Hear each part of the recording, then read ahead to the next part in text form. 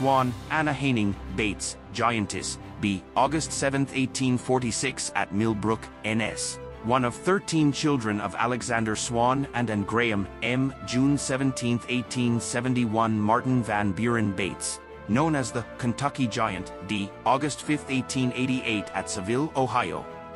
Anna Haining Swan's father had emigrated from Dumfries, Scotland, to Nova Scotia. Her mother was a Nova Scotian whose ancestors came from the Orkneys. Anna's parents and the other children in the family were normal in size, as was Anna herself as a baby. When she was 5 years old, however, Anna, the infant giantess, was 4 feet 8 inches tall and weighed over 100 pounds. At 22 she was 7 feet 6 inches tall and weighed 350 pounds. In 1862, when the great American showman P.T. Barnum heard about the Nova Scotian giantess, he sent an agent to New Annan, where she was then living, to bring the 16-year-old girl and her mother to New York. Besides the opportunity to earn $1,000 a month being exhibited at the American Museum on Broadway, Anna, who wanted more education, was pleased by Barnum's offer to provide her with a private tutor for 3 hours daily for 3 years. She also studied voice and piano.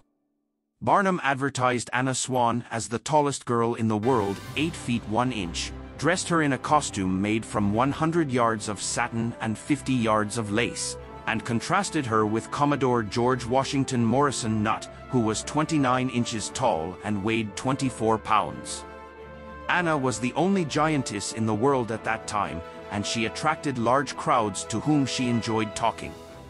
Barnum wrote that she was an intelligent and by no means ill-looking girl, and during the long period while she was in my employ she was visited by thousands of persons. Anna was nearly burned to death when Barnum's museum was destroyed by fire on July 13, 1865.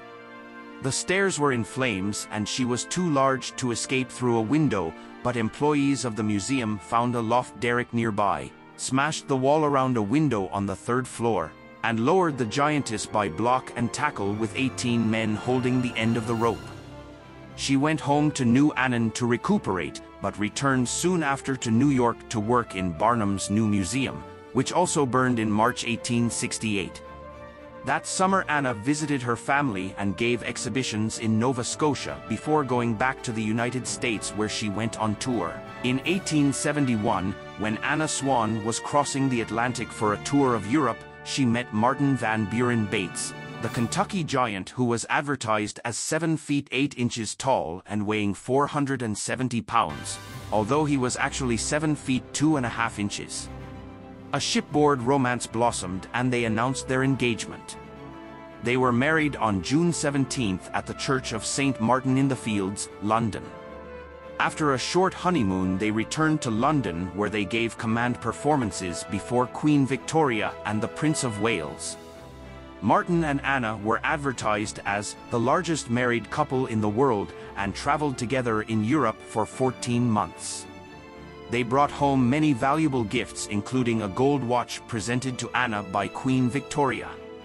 Bates bought a farm near Seville, Ohio, which he stocked with Percheron horses and shorthorn cattle.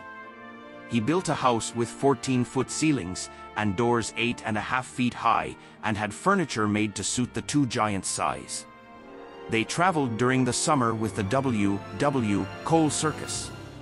The tallest couple on the globe had 2 children. On May 19, 1872, in London, Anna Swan Bates had a daughter, who died at birth, said to have been 27 inches long and to have weighed about 18 pounds. On January 18, 1879, she gave birth at her home in Seville to a son. He was 30 inches long and weighed 23 pounds 12 ounces. His chest measured 16 inches and his head 19 inches around, and each foot was 5.5 inches long. Although 2 doctors were in attendance, the baby died after 11 hours. When Anna Swan died of consumption in 1888, she left an estate valued at $40,000. Some of her clothing and jewels were distributed among her family, and descendants have allowed some articles to be displayed in the Sunrise Trail Museum at Tatamagouche, NS, near her birthplace at Millbrook.